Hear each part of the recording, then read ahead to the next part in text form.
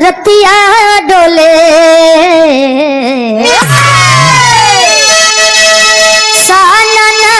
रतिया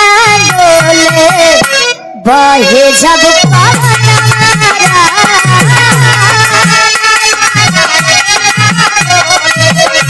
बहे जब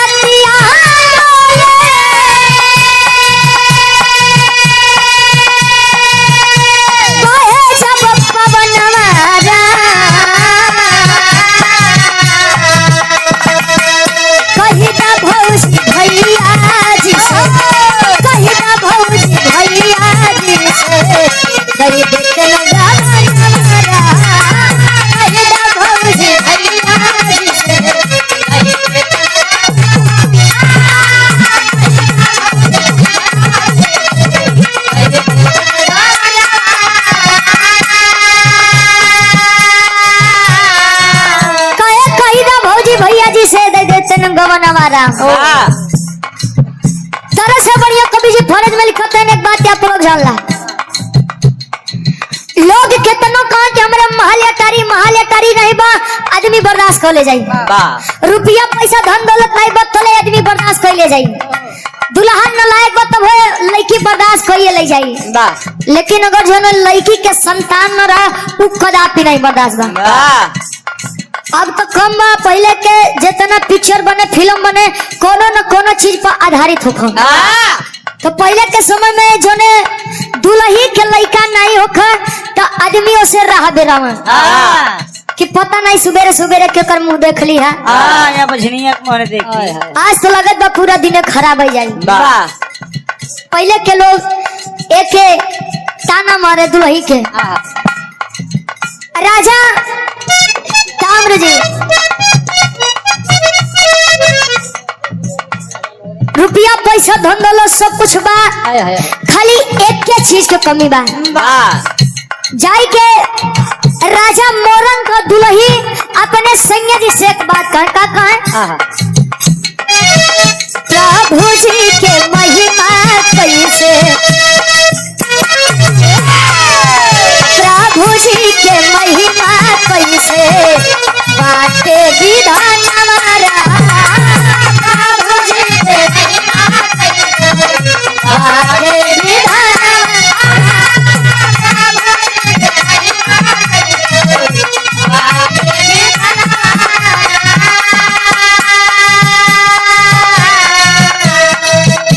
प्रभु जी के महिमा कैसे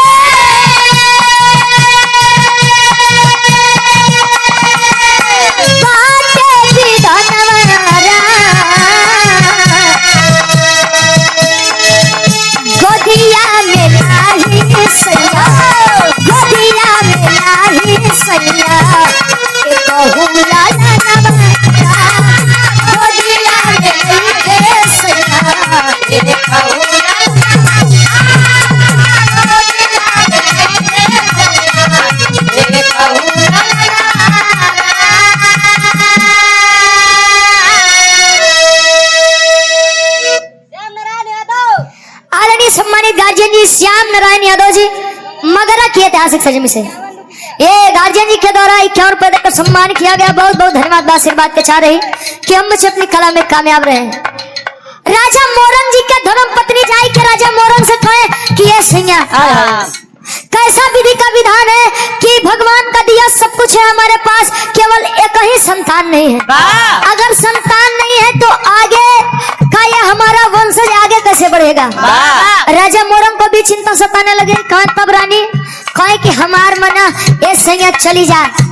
भगवान भोलेनाथ के विनती इबादत प्रार्थना करा। अगर भगवान भोलेनाथ जागे जाए आपको दर्शन दे दिए तो केवल वरदान में एक लड़का मांग लिया। अब यहाँ राजा मोरंग जी अपन राजपाट छोड़ के चलत है कहा अंतरा के पहले काल में कवि जी कहते हैं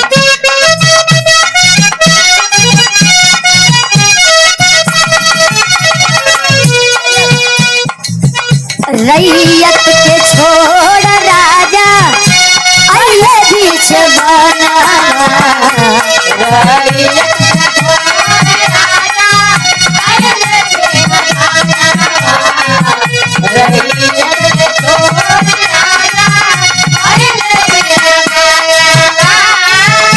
हीरावा के रथ नारद पहुँचे समानवा हीरावा के अइले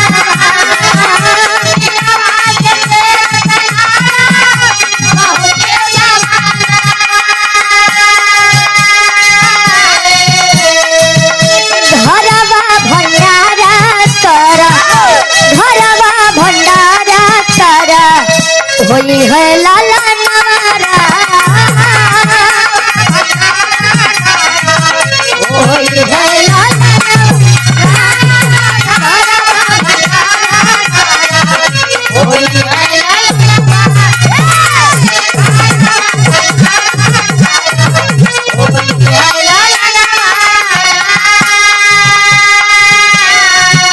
बीच जंगल में राजा मोरंगी बजाओ यार, मजा नहीं आ रहा है। अच्छा थोड़ा कम जम रहा है। अच्छा डब्लू भैया को डब्लू भैया के दोस्त ये 201 का सम्मान बहुत बहुत धन्यवाद। अब वो कहाँ आज ले जनाई काल जनाई काल जनाई हाँ जब 150 ले तब जनाई। अच्छा राजा मोरंग बैठे हैं ओम नमः शिवाय का जाप कर रहे हैं अजले ओम नमः शिवाय का जाप करते हैं निहार नारद जी बीड़ा टेरत पहुंचते हैं नारायण नारायण नारायण अच्छा बीड़ा टेरत टेरत जब पहुंचे राजा मोरंग के सामने राजा मोरंग कभी जंगल में देखे कहें कस राजा ए राजा इस जंगलों में क्या करते हैं भाई कहे कि ये स्वामी कोनो लड़का नहीं बा या से भगवान भोलेनाथ के विनती इबादत प्रार्थना कर चली आई नारद जी कहे कि पूजा पाठ करे लड़का होई कर्म करे अपन कहे कर्म करे तोले लड़का होई कि पूजा पाठ करे लड़का होई कहे तब कहे कि चली जा घरे और घर जा करके एक भव्य भंडारे का आयोजन कीजिए जैसे हम कहा थे तैसे नहीं करे कहे मतलब कहे कि निमंत्रण सबका दे लेकिन खाली 3 आदमी के मत दिया के कहो कहे ब्रह्मा विष्णु महेश कहे दिमाग खराब बा ब्रह्मा विष्णु महेश नहीं तीनों जने के देन बा कि हम इतना बढ़िया राजपाट चलावत है तो हमारे देवी देवता के ना राज करबा कहे कि लड़का चाहिए कि नहीं चाहिए कहे हाँ चाहिए कहे तो जितना कहा तो उतने करा उसी ढेर आगे ना बढ़ा मत बढ़ा अच्छा आए राजा मोरंग भंडारे का आयोजन किए यार सब कन्योता मिला 3 जने कन्योता नहीं मिला ब्रह्मा विष्णु महेश का अब यार ब्रह्मा जी के जले नाकी में खुशबू गो गुरु जी खुशबू अरे पूरी कचौड़ी के सुगंध जब इसे यार पूरी कचौड़ी बड़ा बढ़िया बनत बा महकत बा जब पहुंची तो ब्रह्मा जी पहुंचत है कहा अंतरा के दूसरे अंताल में कवि जी लिखत है कैसे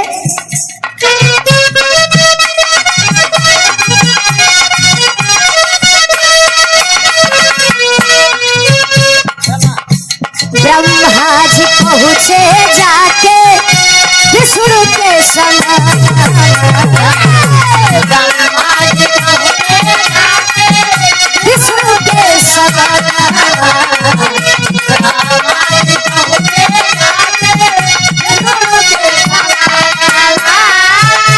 पूरी कचौड़ी बिना तरसत बमानवा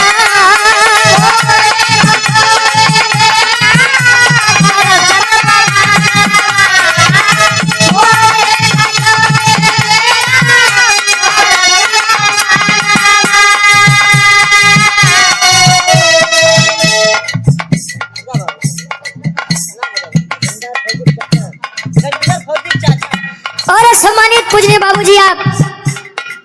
फौजी चाचा के हमारे पूजनीय चाचा जी अच्छा हमारे चाचा के चाचा ये आपके द्वारा 101 रुपए का सम्मान बहुत बहुत धन्यवाद आशीर्वाद के चाह रहे नेवता तयाइल होई है नेवता तयाइल होई है विष्णु के वाता नवारा नेवता तयाइल होई है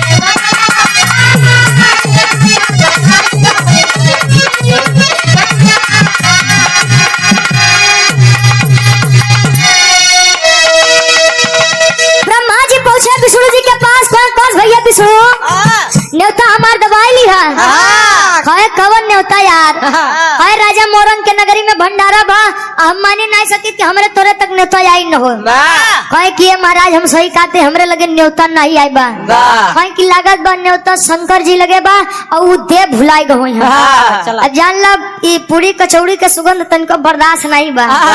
इत औरे भूख बढ़ावत बा। अच्छा आयन शंकर जी लगे, शंकर जी कहें कि कोई निमंत्रण नहीं आया। तीनों लोग आश्चर्य में आ गए कि बतावा राजा मोरंग के नगरी पर न्योता हुआ हमरे सही के लगे निमंत्रण नहीं आए। ब्रह्मा जी कहे विष्णु जी शंकर जी हमका लागत बहु बेचारू न्योता दे भुलाई गए हुई हैं आवा चला। शंकर जी कहने भाई तो कल लोग के जाए के बाद तो तू लोग जा। एक बार हमार सती बिना न्योता के पहुंची रही अपने नहीं हरे आई अंजाम का भाई के पूरी दुनिया जानत है। हमारे तनी बेजती भाव बर्दाश्त नहीं कर पाए बेचारे अग्नि कुंड में कूद गए। अब बिना न्योता कई देवता कहूं नहीं जाइ तू लोग जा। अच्छा ब्रह्मा जी विष्णु जी रूप बदल के बैठे तन कहाँ गुरु जी जहाँ एकदम अंधेरा बा। अच्छा पूरी तोड़ा तन तोले नाराज जी कहियो हो बस बस तू ही तुझे हम इंतजार करत मौके के। अबे हर नाराज जी पहले के समय में कार्ड रहे कहो कि जेका न्योता दिया जाए वो चिट्ठी लेके जाए और वो न्योता लोग देखे कहे कि अब दिखावा के निमंत्रण मिला बा तनियो के चिट्ठिया दिखावा। नारद जी के बतिया सुन के ब्रह्मा जी विष्णु जी का आगे करे अब विष्णु जी ब्रह्मा जी के भाई भाई तू बड़ बर्बाद तू ही संभाला हम का बताई ना भाई छोटवारी आदमी तू देखा हम का बताई। अच्छा पहुंचा नारद जी पहुंचे ब्रह्मा जी और विष्णु जी लगे कहे निमंत्रण दिखाइए कार्ड दिखाओ भाई। कार्ड दिखाइए। ब्रह्मा जी लगे कौन कहे बेटा अरे पहचाना हम तुम्हार पिताजी ब्रह्मा हम तुम्हार बाबू चिल्ला रहे बेटा। कहे अरे बेटा अब नारद जी सुनो कहीं बाबू ही बतावा कहो तू बिना न्योता के हारी आई गए है। अब राजा मोरंग जन है तमार कितनी बड़ी बदनामी हो तुम्हें पता बा। न्योता बांटे के काम हमका मिला आइए होई कि बिना न्योता के ब्रह्मा चली आए कहे कि ये बेटा कैसो काम रफा दफा कैला बात हमरा तोरे बाप बेटवा के बीच में रही जाई। ना ना ना कार्ड दिखाइए कार्ड दिखावा लाइसेंस अपन ले कहे या तो कार्ड दिखावे या तो जितनी पूरी खाया सब में उगल दे तुरंत। खड़ी खड़ी ब्रह्मा जी कहे बे साले पागल हो गया है अब जवन पेटे में गौ का हम सब में कैसे निकाल दे कहे जब सब में नहीं निकाल सकते तो अब इज्जत बचावे के रास्ता बा। कौन रास्ता बा कहे कि राजा मोरंग के एक लड़का दे दा कहे कि लड़का ऐसे ना फ्री में बटत था कि केहू मांगे केहू के दे दे कहे कि या तो न्योता दे या तो बेइज्जती करवावा। कहे कि अच्छा नाना बैठे रहिए हम जा रहे हैं शंकर जी के पास। पहुंचा तो ब्रह्मा जी विष्णु जी लगे रहो कहे कि देवता तू सही कहा कि बिना न्योता के कहूँ नहीं जाए के चाहिए। बताओ बेटवा हमारे साथ फंसाई दी है कहे का कहत बा कहूँ कहत बा राजा मोरन के एक लड़का दे दा ए स्वामी दे दा नहीं तो बड़ी बदनामी हो जाएगी। चले भगवान भोलेनाथ आशीर्वाद देते हैं राजा मोरन के नगरी पे एक लड़का के जन्म होत बा। कौने लड़का के आखिरी भाव हंसराज यादव जी लद्दाखपुर से 11 रुपए का सम्मान बहुत बहुत धन्यवाद। आखिरी भाव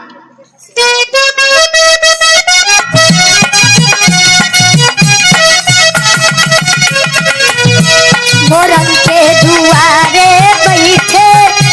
कई के भोजन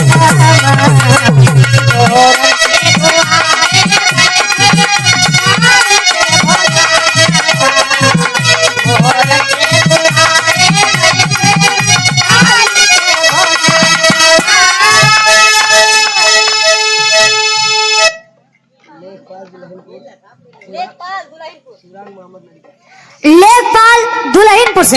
अच्छा मेरे श्रीराम चाचा के मामा के लेकर बहुत बहुत धन्यवाद। 100 रुपया क्या कहना आशीर्वाद के चारे कहे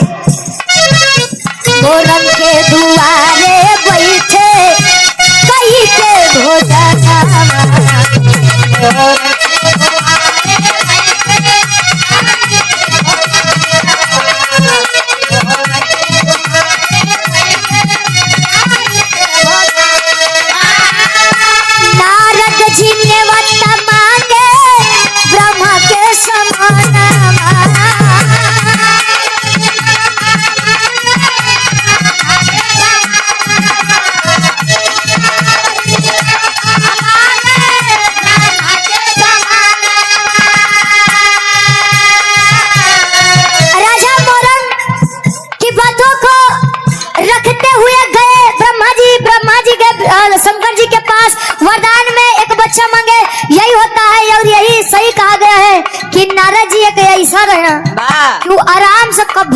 बैठत रहे वाह कहे जहिया नारद कुछ न पावे वाह कुकुर फेंक दू हड्डी लड़ावे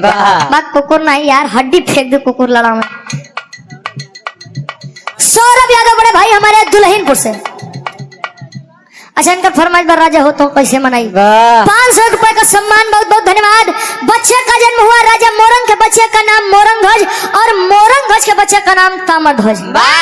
ये बात कि भंडारों में गुरुजी बड़ा असर बा बड़ा ताकत बा। पुरनिया जौन विधा बनाई के गए वो विधा आज भी टिकत बा और कितना लड़का है कि वही विधा पे चलत हन टिप्पणी करे बदे कहो कहे कैसे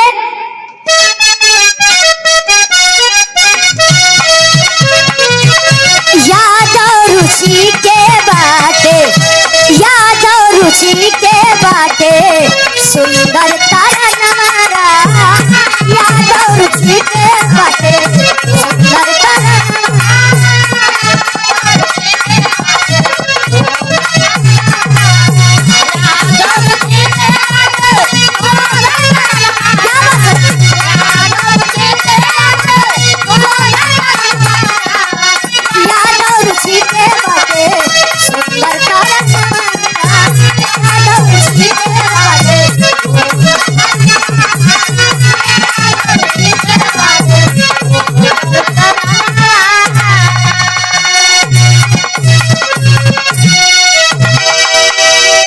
चाचा के पलंगिया करो यही लता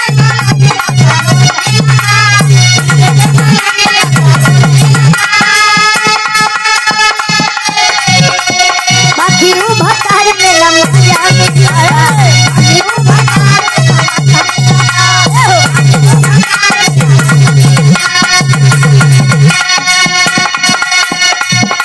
शौकी पर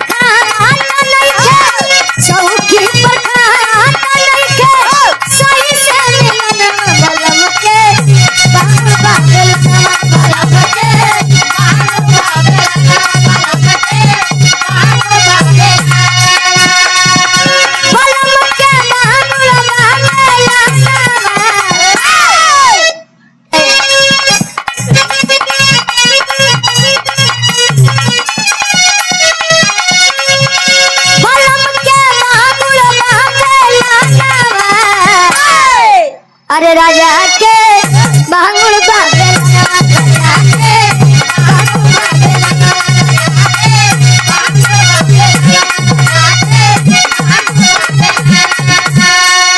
भइल बटे बड़ी तिरछोल देवरा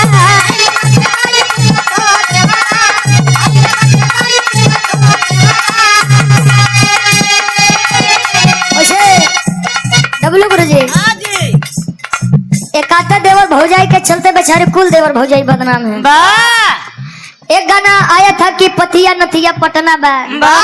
तो देवरा ढोड़ी चटना बा मतलब ये है तो राजभवन यादव दुल्हनपुर मतलब एक घंटा। अच्छा ठीक राजभवन यादव जी मतलब 100 रुपया दुल्हिनपुर से मतलब ई बा कि एक घंटा दोनों गवई गावई बा भैया मतलब ही है। ठीक ठीक बहुत बहुत धन्यवाद मतलब समझाओ बदे।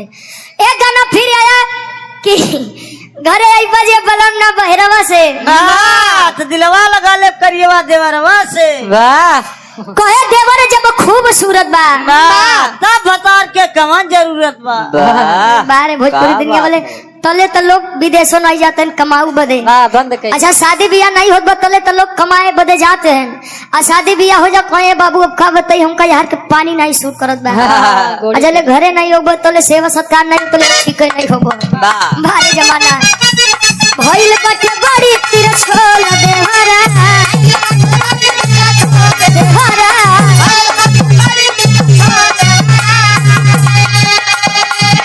भइल बटे बड़ी तिरछोल देवरा रोजा पढ़ा हो देवरा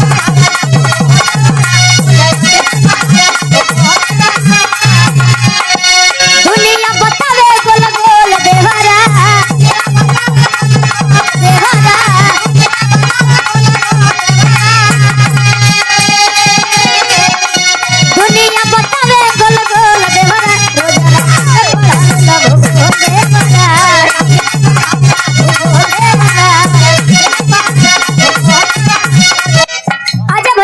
फरमाइश है भला जेकर भला जेकर पिरात है जाने दूसर केहू का जाने भला जेकर पिरात है जाने दूसर केहू का जाने भला जेकर पिरात है जाने कहे भला जेकर पिरात हो जाने दूसर केहू का जाने कहे जेकरे नहीं फटी बेवाई का जाने पीर पर आई जेकरे ऊपर बीतत है हो जाना थे भाई दुल्हैया अपने संगनी से कहे सासू न जाने ननदियो न जाने सासू न जाने सासू न जाने सासू न जाने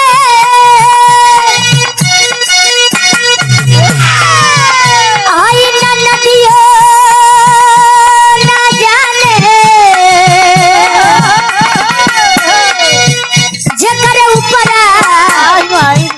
जेकरे ऊपरा बितरे उहे जाने दूसर केहू का जाने जेकरे ऊपरा बितरे उहे जाने दूसर केहू का जाने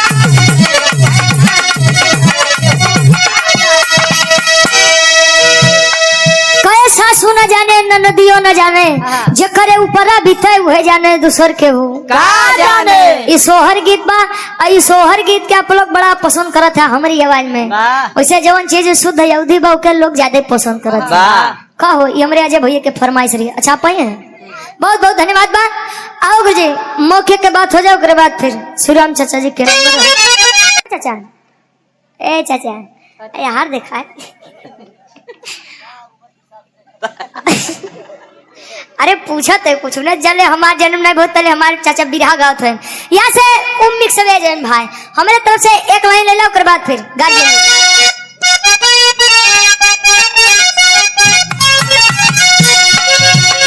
राजा हो तो है कैसे बनाए राजा हो तो है कैसे बनाए अरे रतिया में हमरे ना लागयो भाई अरे रतिया में हमरे ना लागयो भाई राजा हो तो है कैसे मनाए राजा हो तो है कैसे मनाए कहे रतिया में हमरे ना लागयो भाई राजा हो तो कैसे मनाए आत्मा रूपी दुल्हन परमात्मा रूपी दुल्हा का वर्णन बा बलपनवा कयाई गे जवानी बलपनवा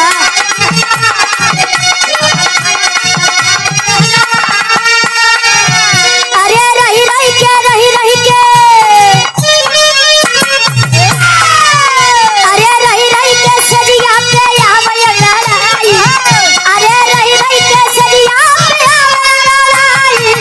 राजा हो तो कैसे मनाए राजा हो तो कैसे मनाए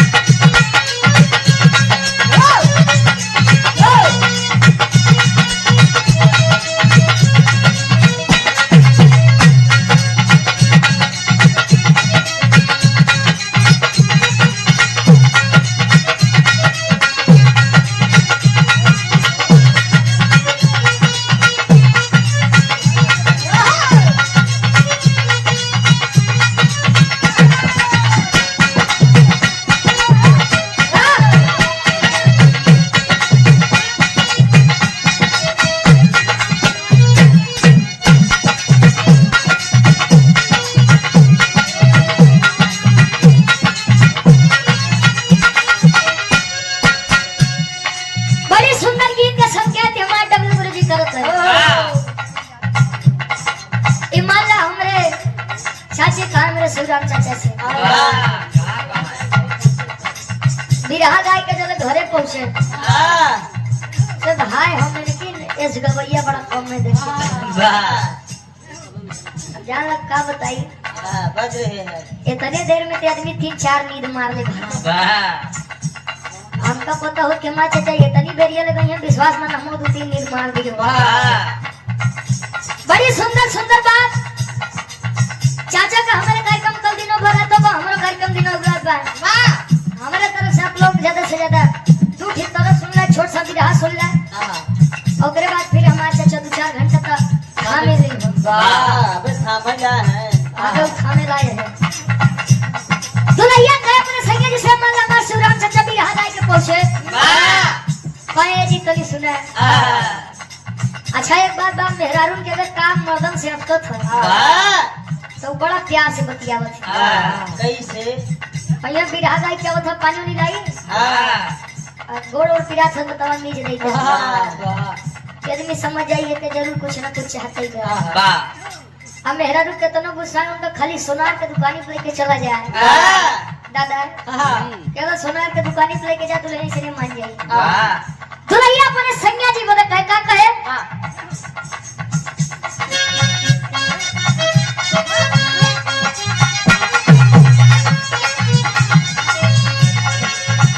बाजार लेके गई थी कहीं से बाजार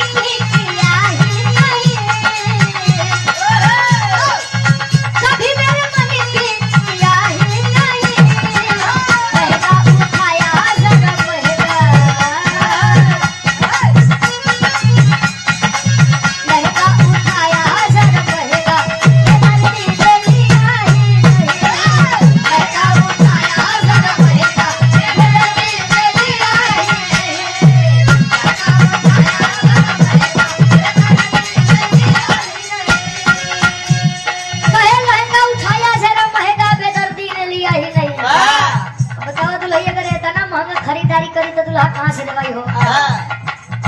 भैया ऐसे पैसा के मोह बड़ा तेज बा वो बेचारा सोचत हो कि जाई कि नहीं डाल दे लम्बी सो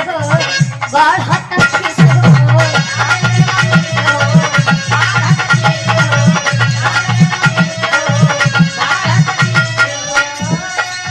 डाल दे लम्बी सो बाढ़ हट खिस हो खाली आधा घंटा से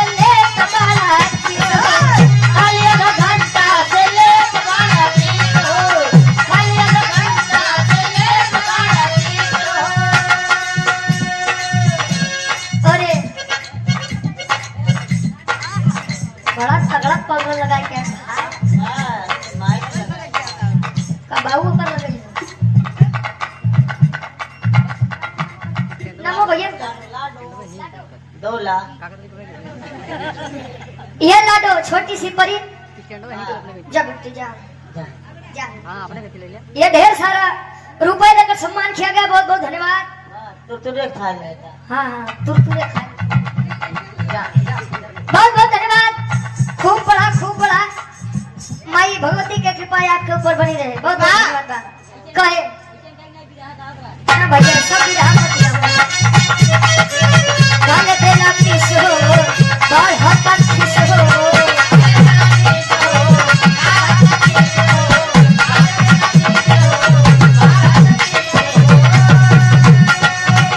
गाने पे लाती सो और हट पक्षी सो खाली आधा घंटा से लेकर बड़ा चीज हो खाली आधा घंटा से लेकर बड़ा चीज हो खाली आधा घंटा से लेकर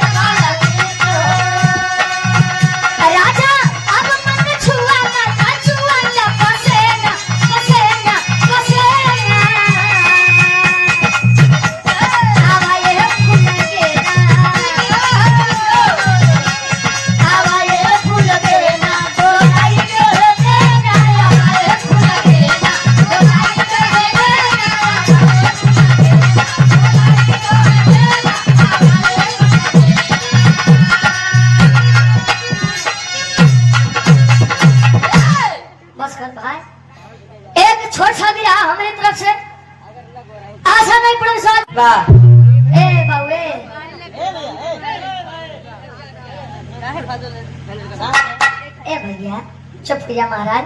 बड़का भाई है ना। हाँ हाँ तनी रक्षा बंधन तो आईफोन न लेंगे। वाह महाराज कहाँ चाचा अंकल आए तो अगले दिन हम जोकर रहेंगे। जति बेकार जिद कर का भाई शिवराम चाचा भाई बात बाकी कहाँ गए नाचा पाचा करे जिनका। अब जाते हैं अगर हनुमान जी की पूछ पकड़ के उनका। अबे आप लोग सुन बे भैया कि बिरहा एकदम नाश हो जात बा कब अब दिलाए गाँव लाए ना यहाँ। अब बात के बाद बा रहा न रहा बात के बाद बा पर वैसे कुछ तेरी ओरी देता है कहाँ पहले आप लोग सुन बे भैया कि आप जब दूसरी बार चाचा हमारे खड़ा भरे तब है पागल तीसरी बार खड़ा कहाँ को दिमाग रहा दूसरी बार खड़ा भरे कहने अब ऐसा लिखा कि रंगारंग होली मंच 1.5 घंटे से तो धुन का जगह होती हो बड़ा बढ़िया एक बात बा आप लोग हदे कह दिया भाई कर लोग कना आप लोग कहते अब भैया चाय खा ले। ऊपर से चाचा हमारे नाचत है तो नीचे से सब नाचत है का कहबे करे बड़ी सुंदर सुंदर बात कोनो जवाब नहीं बा उनका अपने भाई साहब को बुला ले नहीं कुल गाय दे तो कहीं का हुआ ऐसे ने कल प्रोग्राम रहा बिहार में 12 बजे हम लोग आए यार 4-6 घंटे से वही मिला भाई और कल फिर दिनों रात कल का आ जाए मान ले 3 बजे के बाद कहो नहीं 5 मिनट कहें गाँव बड़े 5 मिनट जैसे बैग बैठी खाए की अबे खा अबे तो नहीं पिए वाले से बड़ा डेढ़ लागत भाई तो गुरु जी उनकर याद है कुल नहीं किन गावा 5 मिनट कुछ नहीं की गा के कहा थे नाच करती छेड़खानी जबरदस्ती बजाओ नाच करते कोनो बढ़िया से धुन तले बजाएला के बाद बाबू लोग हमारे बैठा है चलते चलता में एक जीवन का जो काट सकते हैं निर्गुणी भाव पर बात फिर चली चला के बेला हो और चाय वाले भैया बहुत बहुत धन्यवाद पूरी रात 9 बजे तक देखा आला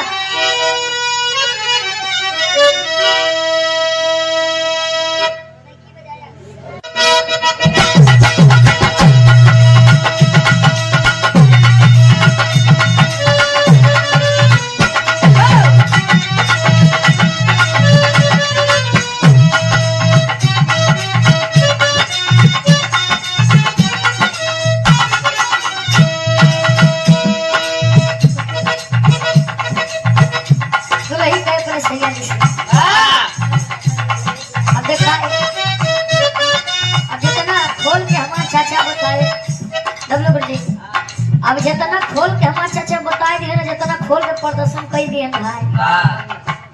उस तरीके से तो हमसे न हो यही सम्मान है खाली गीत के भाई आप लोग समझे आई कि जनता ढेर आदमी बैठा हाँ बिना कहे सब समझ जाएगा कहो जरूरी बा खोल के बताए दुल्ही के अपने संजय जी से सारी रात सुतवला हो ए राजा या कवारी सारी रात सुतवला हो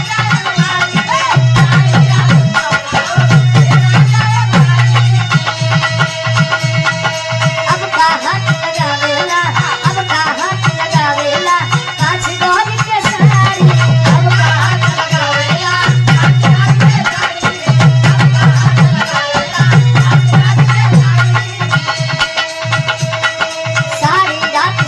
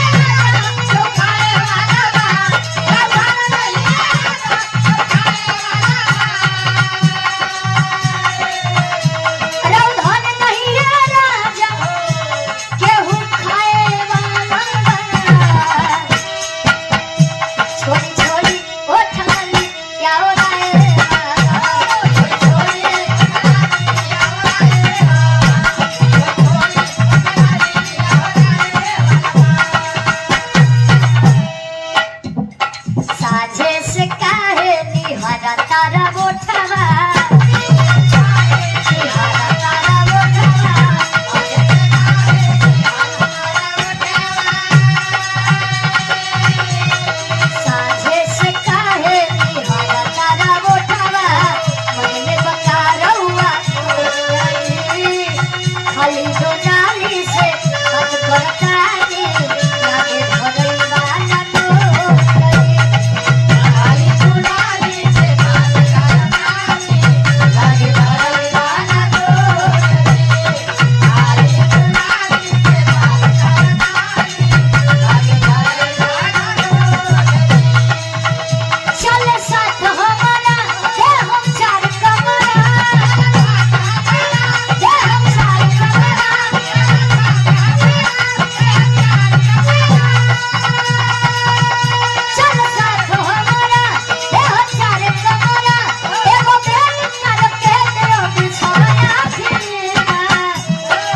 खाना यौरा पीना साथे रहना फिरना खाना यौरा पीना साथे रहना फिरना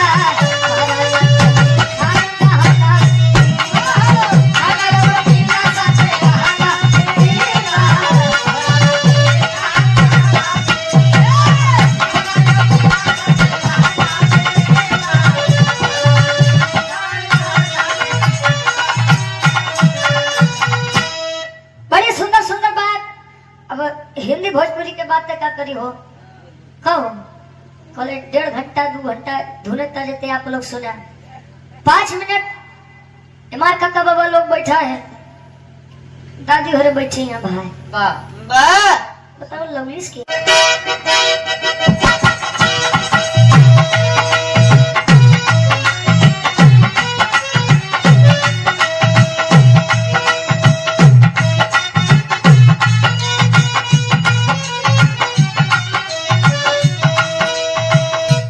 सब दिन रही ना समैया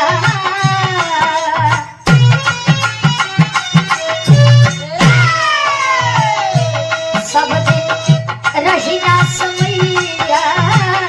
सब ही से चला हंसी बोल के सब दिन रही ना समैया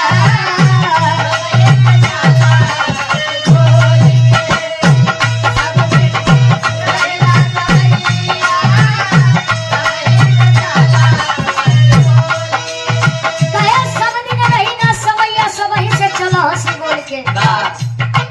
समय समय की कीमत आप नहीं समझेंगे तो समय भी आपकी कीमत नहीं समझेगा लोग कहते हैं बड़े भाग मानो स्तन पावा बड़े भाग्य से अब मानो जन्म मिला है कोटि कोटि नमन किया गया गोस्वामी तुलसीदास जी को जिन्होंने रामचरितमानस का निर्माण किया वे ढेर दिन नहीं बाबा माधोदास जी का ये संसार छोड़ा श्यामचरितमानस के रचयिता साहब उनको कोई नहीं देखा था केवल सुनी बात है लेकिन माधोदास को सभी ने देखा है और प्रमाण है इस कलयुग में माधोदास जी के द्वारा रचित पुस्तक श्यामचरितमानस आज के समय में उसी बड़े विद्वानी अपनी कहानी चित्त जल पावक गगन समीरा 5 तत्व से बनल शरीरा 5 तत्व से बनल शरीरा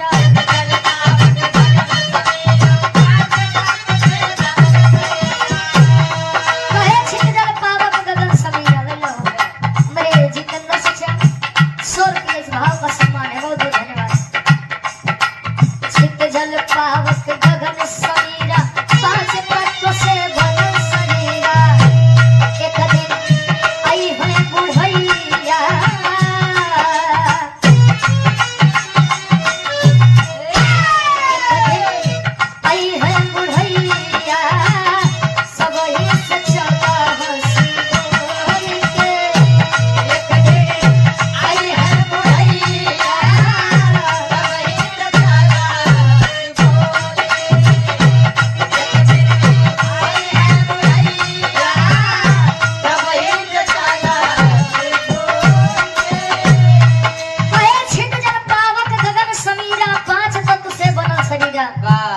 एक दिन आई है बुढ़ैया सब ही से चला हंसी बोल कर जले जवानी रही तले बड़ा पीछे पीछे भगवा दूसरे अब बुढ़ौती हवे तो लंबा राम राम सीता सीता जले छोट नहीं लगा तले मने अधरवन की नहीं आंख ऊपर करके चली अजले रास्ता में कोनो बड़ा पत्थर बा ठोकर लगत का बा अरे राम हो अरे भाई जब तक ठोकर नहीं लगा तो लोग भगवानों को नहीं याद करते हैं। और जब छछरी गुरु जी लटक ही जाए झोल ही जाए भैया भैया जवानी खोदा बिना खोदा ही जा रखा। हाँ कोने दिन का उठाना बहुत बहुत धन्यवाद। जब बंद करे बंद कर दे। मल मल मेल बदन के धोया अब गुड़ भर के महल में सोया। अब गुड़ भर के महल में सोया।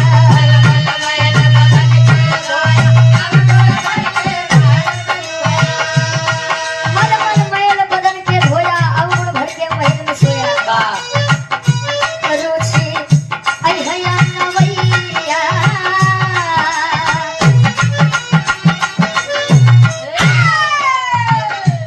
रुचि आई हैया नवैया।